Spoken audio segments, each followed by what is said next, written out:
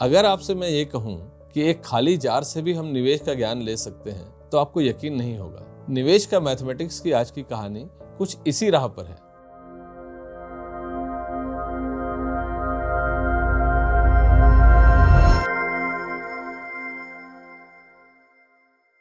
एक बार बादशाह अकबर के दरबार में एक बड़ा नॉलेजेबल आदमी आया और उसको अपनी नॉलेज पे बड़ा घमंड था। वो बोला, जहांपनाह, मैंने सुना है आपके दरबार में कोई बीरबल नाम का बड़ा इंटेलिजेंट मंत्री है।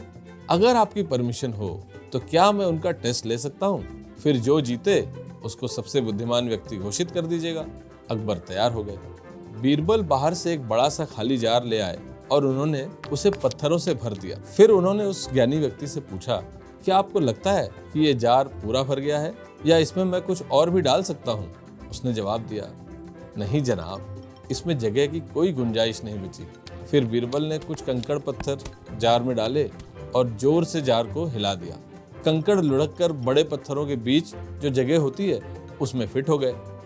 बीरबल ने फिर पूछा, क्या अब आपको लगता है कि जार फुल हो गया है या अभी भी इसमें कुछ जा सकता है? ज्ञानी व्यक्ति बोला, नहीं जनाब, अब तो ये पक्का पूरा ही भर गया है, अब इसमें कुछ नहीं जा सकता। बीरबल ने अब उसमें रेत डाल दी। रेत छोटे बड़े पत्थरों के बीच से पूरे जार में फिट हो गई। अब बीरबल बोले, ये जार हमारी जिंदगी की तरह है। हमें लगता है हमें सब आता है, लेकिन हम ये भूल जाते हैं कि जिंदगी में हमेशा सीखने का स्कोप होता है और हमारी यही सोच हमें समझदार बनने में मदद करती है।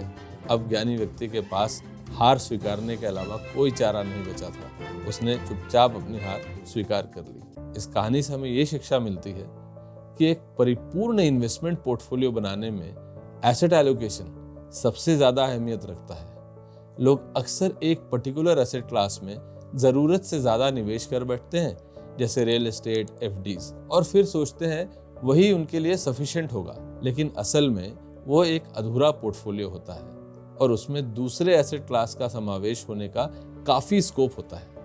तब जाकर एक परिपूर्ण पोर्टफोलियो बनता है, या यूं कहें कि एक ऐसा पोर्टफोलियो बनता है जिसमें हर एसेट क्लास का पर्याप्त सम्मिश्रण हो। हर एसेट क्लास के पॉजिटिव्स और नेगेटिव्स होते हैं। एक एसेट क्लास पे ज्यादा कंसंट्रेट करने के बजाय यदि हम अपने गोल्स के हिसाब से इन्वेस्टमेंट को डिस्ट्रीब्यूट करें तो हमारे कुछ और रिस्क जैसे लिक्विडिटी रिस्क और क्रेडिट रिस्क भी मैनेज किए जा सकते हैं। हमेशा ध्यान रखें कि never put all the eggs in one basket. आसान भाषा में कहें तो पोर्टफोलियो एक संपूर्ण थाली की तरह होता है जिसमें शरीर की सभी प्रकार की जरूरतों का ख्याल रखा गया हो ताकि स्वाद के साथ साथ पौष्टिकता भी बरकरार रहे। तभी वो एक हेल्दी पोर्टफोलियो कहलाएगा। निवेश का मैथमेटिक्स का ये एपिसोड अगर आपको अच्छा लगा तो आप अपने विचार कमेंट सेक्शन में जरूर डालें और ऐसे इंटरेस्टिंग किस्से कहानियों के लिए subscribe to personal finance TV.